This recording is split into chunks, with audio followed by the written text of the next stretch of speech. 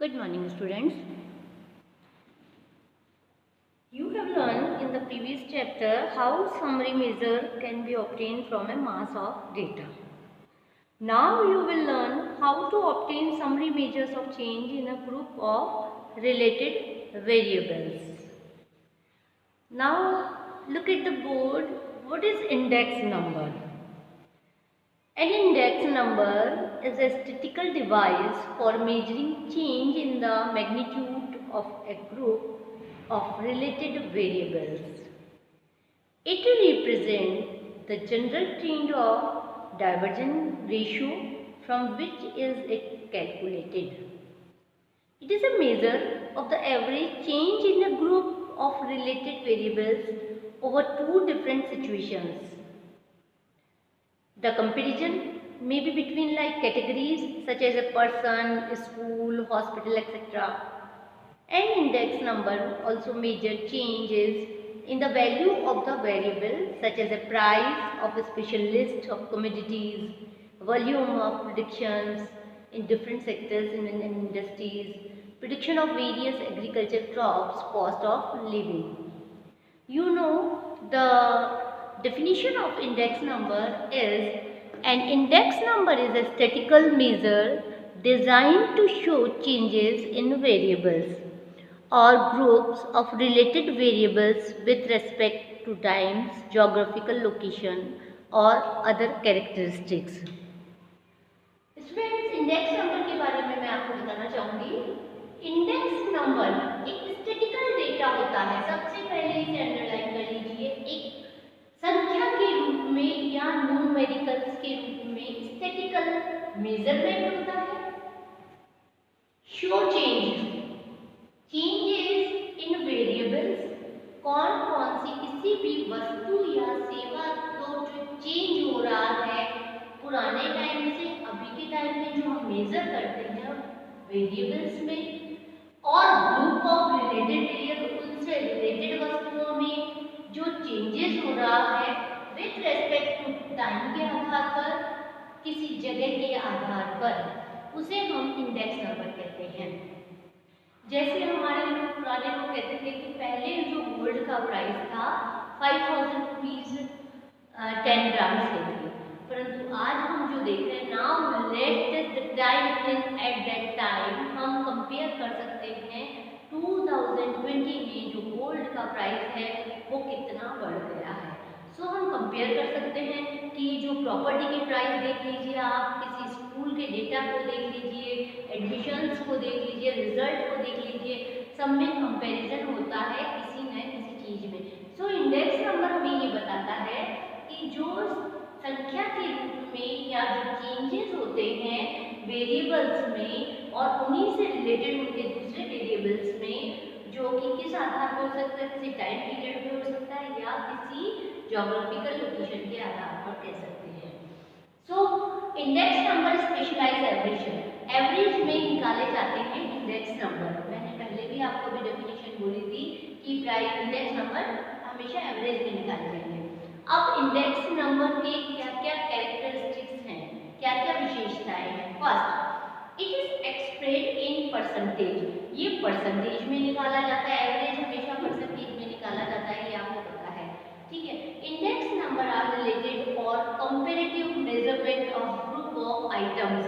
कोई जरूरी नहीं है कि हम एक ही डेटा को लेकर उसका कंपैरिजन कर सकते हैं। हम दो चीजों, दो वस्तुओं, दो सामानों का भी हम कंपैरिजन कर सकते हैं। हम क्लास के आधार पर इंटरवल या फिर हम रिलेटिव कंपैरिजन कर सकते हैं। Index number are specialized average. Index जो मैंने पहले बताया कि ये एवरेज के आधार पर निकाले जाते हैं। अब एग्जांपल्स होते हैं, इसके कई टाइप्स के इंडेक्स नंबर होते हैं। नो वन अगर एक टाइप का इंडेक्स नंबर नहीं माना जाता। इंडेक्स नंबर कई तरह के होते हैं, जैसे कंज्यूमर प्राइस इंडेक्स नंबर जो आपके आगे आएगा, weighted price index number, Sensex होते हैं, और इसके अलावा होलसेल प्राइस इंडेक्स नंबर, जो होलसेल की चीजों की प्राइस होते हैं उनके इंडेक्स नंबर। तो हर कमोडिटी का, हर सर्विस का, हर एरिया का इंडेक्स नंबर अलग होता है और वो एवरेज में, परसेंटेज में निकाला जाता है। These are the characteristics. अब इंडेक्स नंबर हमें पता चल गया, परंतु इंडेक्स नंबर को जब हम निकालते हैं या हम कंप्लीट करते हैं उसे तो कुछ प्रॉब्लम्स आती हैं। वो प्रॉब्लम्स क्या आती है, इजीली नहीं है। वैसे ये इंपॉर्टेंट आपके लिए बहुत चैप्टर बहुत इंपॉर्टेंट है, इससे एक क्वेश्चन हमेशा आता है, चाहे 4 मार्क्स का हो चाहे 6 मार्क्स का हो। Next problem in constructing of index number. Index number को हम कंस्ट्रक्ट करते हैं तो क्या क्या प्रॉब्लम्स आती है। सो फर्स्ट है the purpose of index number should be predefined because every index number has its own use। एक ही काम के लिए इंडेक्स नंबर को अगर हम उसका अलग अलग इंडेक्स नंबर का हर पर्पस अलग अलग होता है। मान लो कंज्यूमर प्राइस इंडेक्स नंबर है तो कंज्यूमर के रिलेटेड है, होलसेल प्राइस है तो वो प्रोड्यूसर के रूप में है, तो सबका प्राइस नंबर अलग अलग होता है। सिलेक्शन अब एक ऑन यूज हम इसको ये कह सकते हैं, जैसे ये अगर प्रॉब्लम ये होती है कि किसी एक काम के लिए अगर हम इंडेक्स नंबर निकाल रहे हैं तो वो दूसरे काम में नहीं आ सकता। सो इंडेक्स प्रॉब्लम सबसे बड़ी यही होती है कि इसका वन यूज ही होता है। Selection of base year. अब आपको सबसे पहले बेस ईयर क्या होता है ये मैं समझा रही हूँ।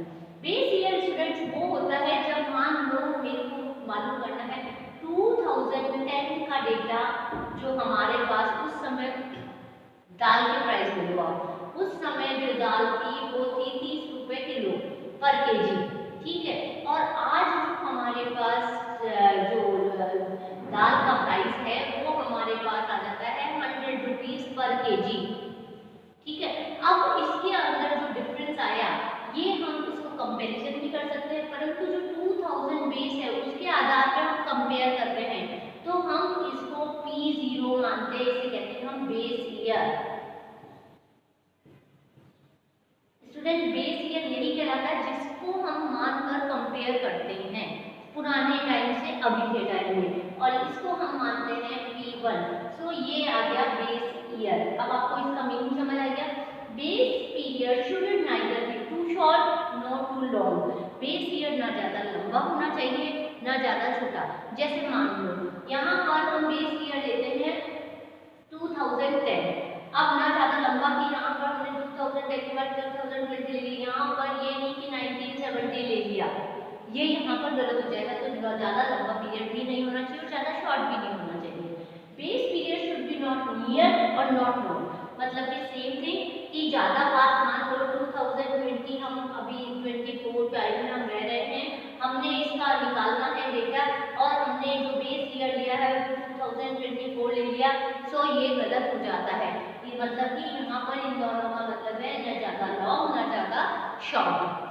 Next selection of item, how many items. अब हमें ये नहीं पता चल रहा है कि हम कितने आइटम्स को कलेक्ट करें, उनमें कंपैरिजन करें, उनका डेटा फाइंड करें, तो हमें ये नहीं पता। सबसे बड़ा ये प्रॉब्लम आती है कि how many items we should calculate.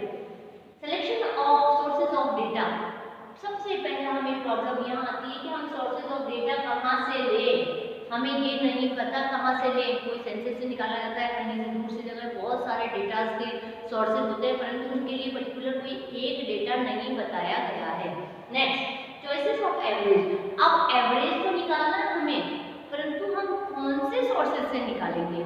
Mean है, मीडियन है, हार्मोनिक मीन है, ज्योमेट्रिक मीन है, बहुत सारे मीन्स हैं, तो हमें बहुत सारे एवरेज सेंटर टेंडेंसी निकालने के लिए मेथड बहुत सारे हैं, तो हम कौन सा मेथड ले ये नहीं इसमें डिफाइन किया गया है। Next choice of method. अब इंडेक्स नंबर अगर आप पढ़ेंगे तो मैं आगे आपको पार्ट बताऊंगी, इसके अंदर ये सिर्फ थ्योरेटिकल पार्ट बता रही हूँ मैं आज आपको। इसके अंदर आप ये पढ़ेंगे कौन कौन से मेथड है, लेस्प्रे का मेथड है, पेस्ट्री का मेथड है, फीचर्स का मेथड है, परंतु हमें ये नहीं डिफाइन है कि हम कौन से मेथड को अप्लाई करें।